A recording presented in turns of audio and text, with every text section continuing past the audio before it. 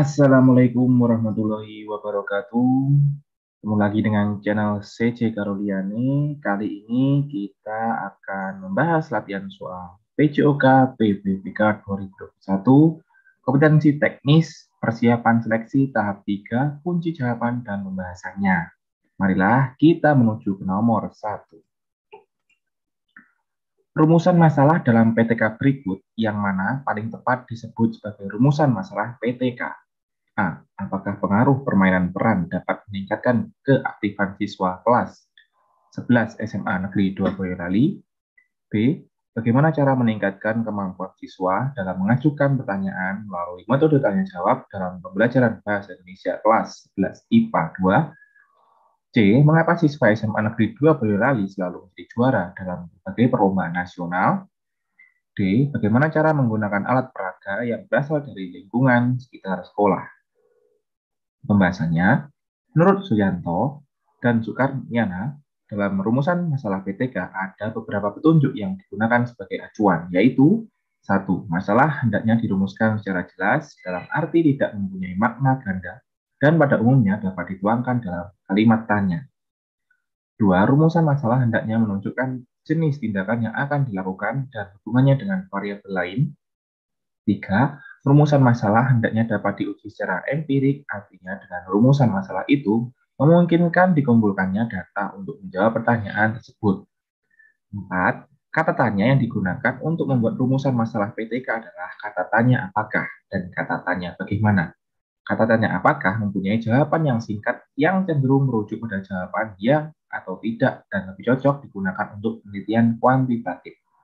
Sementara kata tanya bagaimana lebih merujuk pada jawaban yang bersifat open-ended yang menuntut jawaban yang lebih panjang sebagai bentuk penjelasan terhadap fokus penelitian yang dilaksanakan. Kunci jawabannya adalah B.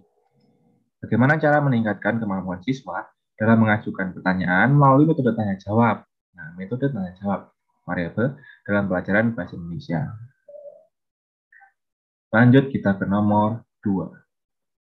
Model rancangan PTK terletak pada alur pelaksanaan tindakan yang dilakukan. Hal ini sekaligus menjadi penanda atau ciri khusus yang membedakan PTK dengan jenis penelitian lain. Adapun alur penelitian tindakan yang dimaksud adalah A. Observasi, refleksi, perencanaan, pelaksanaan tindakan.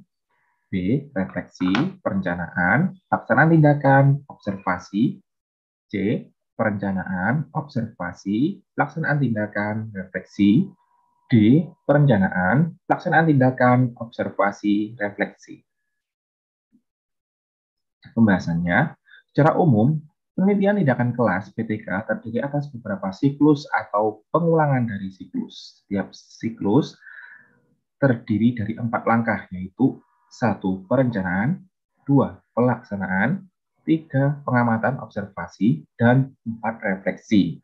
Keempat tahapan tersebut merupakan unsur yang membentuk sebuah siklus, yaitu satu putaran kegiatan beruntun, sehingga bentuk penelitian tindakan kelas tidak pernah merupakan kegiatan tunggal, tetapi berupa rangkaian kegiatan yang akan kembali ke bentuk asal, yaitu siklus. Kunci jawabannya adalah D. Perencanaan, pelaksanaan tindakan, observasi, dan refleksi. Nomor 3, agar dapat menyusun hipotesis tindakan dengan tepat, Anda dapat melakukan kegiatan-kegiatan. Salah satu kegiatan itu adalah pengkajian teoretik di bidang pembelajaran atau pendidikan. Pernyataan tersebut merupakan kegiatan PTK pada langkah A. Merumuskan masalah, B. Mengidentifikasi masalah, C. Merancang PTK dengan mengajukan hipotesis tindakan, D. Menyusun proposal penelitian. Pembahasannya, jika dipandang perlu, penelitian dapat merumuskan hipotesis tindakan. Hipotesis tindakan mencerminkan dugaan sementara atau memprediksi perubahan apa yang akan terjadi pada objek penelitian jika suatu tindakan dilakukan. Hipotesis tindakan pada PTK pada umumnya dalam bentuk kecenderungan atau keyakinan pada proses atau hasil belajar yang akan muncul setelah suatu tindakan diberlakukan atau diterapkan. Jawabannya adalah C. Merancang PTK dengan mengajukan hipotesis tindakan. Nomor 4. Upaya merancang pengayaan bagi peserta didik yang mencapai ketuntasan belajar optimal tampak dalam kegiatan guru sebagai berikut. A. Memberikan tambahan materi berupa sumber ajar dari pengarang yang berbeda. B. Memberikan tes tambahan dengan tingkat kesukaran lebih tinggi. C. Memberikan tambahan sumber bacaan yang lebih mendalam dan tingkat variasi yang lebih tinggi. Berikut instrumen tesnya yang sesuai. D. Diberikan materi bahan ajar yang lebih tinggi tingkatannya dan mengerjakan soal-soal yang memiliki kesulitan tinggi.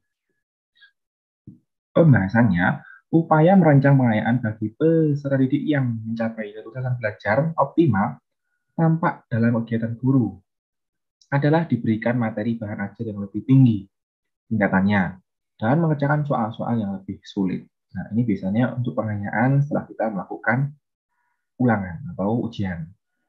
Yang remedi kita kasih bahan-bahan remedi ya, yang sudah mencapai ketuntasan kita lakukan pengayaan. Jawabannya adalah D. Diberikan materi bahan ajar yang lebih tinggi tingkatannya dan mengerjakan soal-soal yang memiliki kesulitan tinggi. Nomor 5, program pembelajaran remedial hendaknya memungkinkan peserta didik untuk belajar sesuai dengan kecepatan, kesempatan, dan gaya belajar masing-masing. Pembelajaran remedial harus mengakomodasi perbedaan individu peserta didik. Pernyataan di atas termasuk salah satu prinsip yang perlu diperhatikan dalam pembelajaran remedial, yaitu A.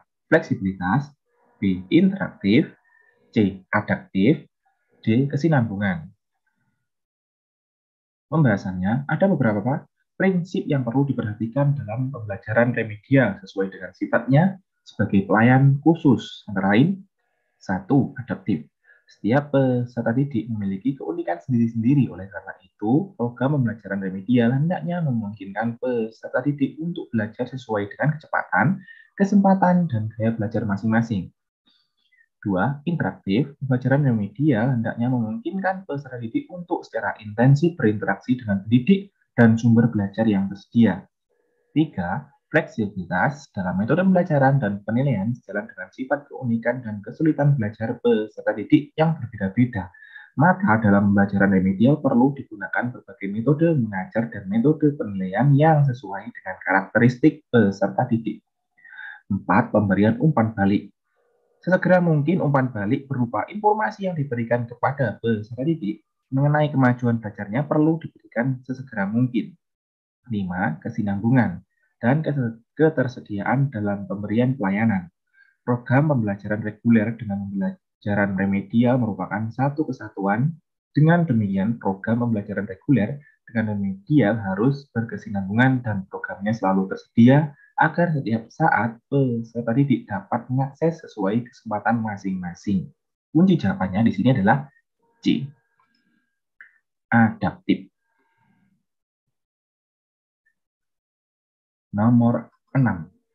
Menggunakan potongan saku lidi, kelereng, globe, gambar-gambar yang menyangkut pembelajaran IPA serta IPS sebagai media adalah sesuai dengan tahapan perkembangan berpikir anak yang dikenal sebagai tahapan A. Anak memahami bilangan dan angka tetapi masih terkait dengan objek bersifat konkret, operasional konkret. B. Pengamatan dan penginderaan yang intensif terhadap lingkungannya, sensomotor. C. Dominasi pengamatan bersifat ekosentris. D. Kemampuan mengoperasikan kaidah logika yang tidak terikat lagi dengan objek yang bersifat konkret. Pembahasannya, periode tahap operasional konkret mencakup masa kanak-kanak pertengahan yang dimulai sekitar 7 tahun dan berlanjut hingga kira-kira usia 11 tahun. Dan biasanya tahap ini akan ditandai dengan perkembangan pemikiran logis. Berpikir masih cenderung sangat konkret, tapi anak-anak menjadi jauh lebih logis dalam canggih berpikir mereka selama tahap perkembangan ini. Meskipun ini merupakan tahap penting dalam dirinya sendiri, ini juga berfungsi sebagai masa transisi penting antara tahap perkembangan awal dan tahap berikutnya di masa anak-anak akan belajar cara berpikir yang lebih abstrak dan hipotesis. Singkatnya, anak-anak pada usia ini menjadi lebih logis tentang hal-hal konkret dan spesifik. Tetapi, mereka masih berusaha untuk keluar dari ide-ide pemikiran yang bersifat abstrak. Kunci jawabannya adalah A. Anak-anak memahami bilangan dan angka tetapi masih terkait dengan objek bersifat konkret, operasional konkret. Nomor 7. Seseorang peserta didik selalu ingin mendominasi dalam satu kelompok belajar. Dia tidak memberi kesempatan anggota lain untuk mengemukakan pendapat. Jika teman lain yang memimpin dan mengendalikan jalannya diskusi, ia memisahkan diri dan cenderung belajar sendiri. Peserta didik tersebut mengalami permasalahan dalam perkembangan A. Sosial emosional, B. Kognitif, C. Moral, D. Spiritual.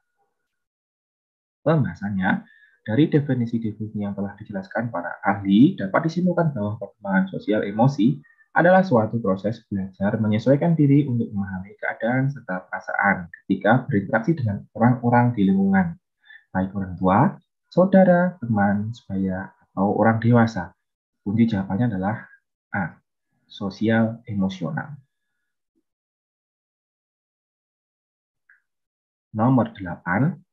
Peserta didik telah memiliki moralitas benar-benar diinternalisasikan dan tidak didasarkan, pada standar-standar orang lain.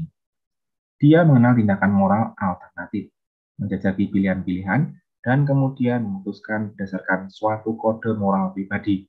Hal ini merupakan contoh perilaku moral spiritual pada tahapan A. Penalaran pasca konfesional, B. Penalaran konfesional, C. Penalaran prakonvensional, D. Penalaran interkonvensional.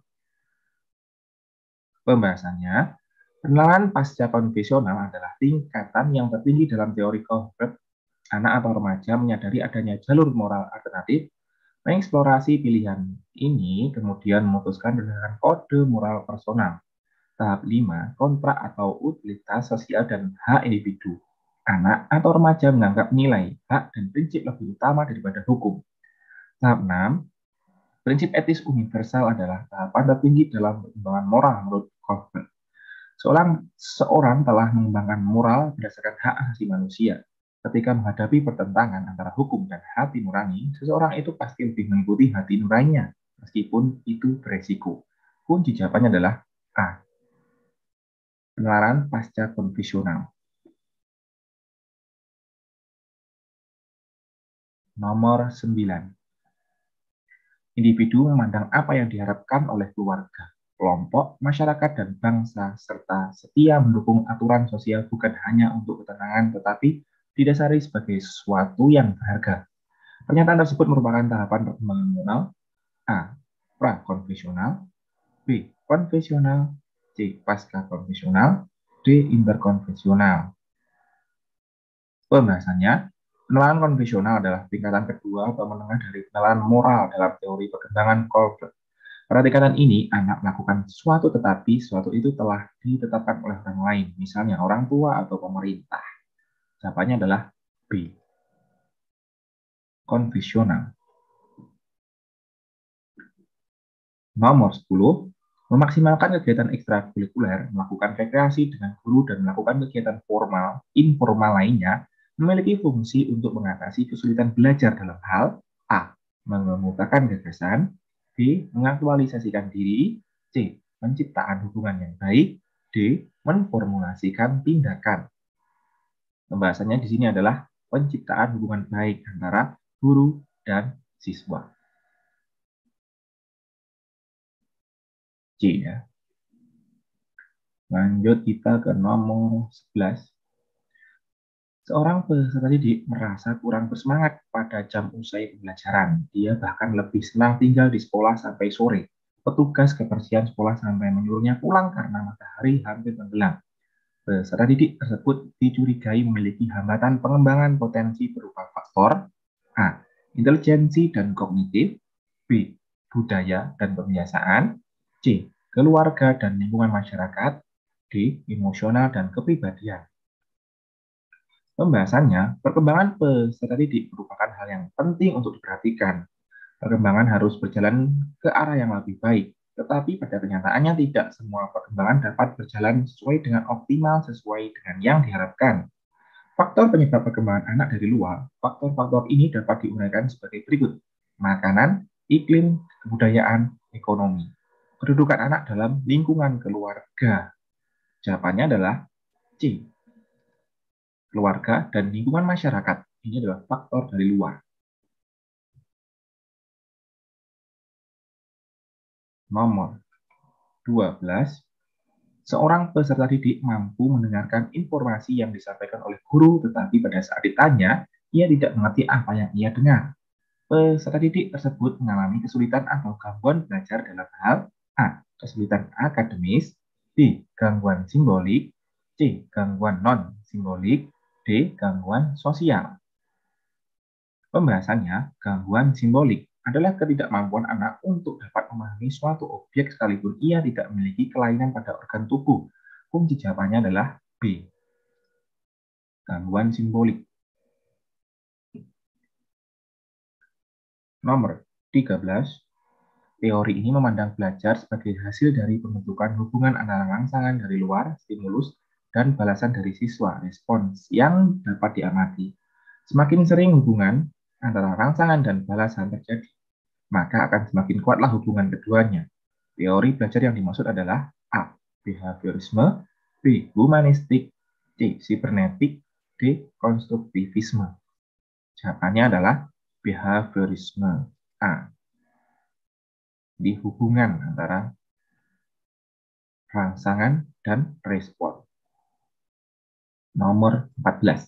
Di dalam proses pembelajaran, para siswa dihadapkan dengan situasi di mana ia bebas untuk mengumpulkan data, membuat dugaan, hipotesis, mencoba, mencari dan menemukan keteraturan, menggeneralisasi atau menyusun rumus beserta bentuk umum, membuktikan benar tidaknya gangguan atau dugaannya itu. Hal ini merupakan penerapan teori belajar A. Sibernetik, B. Humanistik, C. Behaviorisme, D. Konstruktivisme. Jawabannya adalah konstruktivisme, ya, kontekstual. Ya. Mencari tahu, mengolah, kemudian merumuskan, kemudian membuktikan, ya, presentasi. Lanjut kita ke nomor 15. Menurut teori ini, peranan guru dalam pembelajaran adalah sebagai fasilitator, motivator, dan memberikan kesadaran mengenai makna kehidupan pada siswa. Teori belajar ini berusaha memahami perilaku belajar dari sudut pandang pelakunya, bukan dari sudut pandang pengamatannya. Teori belajar ini adalah A. Humanistik, B. Konstruktivisme, C. Kognitivisme, D. Nativisme. Jawabannya adalah humanistik. Baik, terima kasih. Mohon maaf jika ada yang kurang. Semoga bermanfaat. Sampai jumpa di video selanjutnya. Saya ucapkan terima kasih. Saya akhiri. Wassalamualaikum warahmatullahi wabarakatuh. Jangan lupa di subscribe, like, dan share. Oke, terima kasih.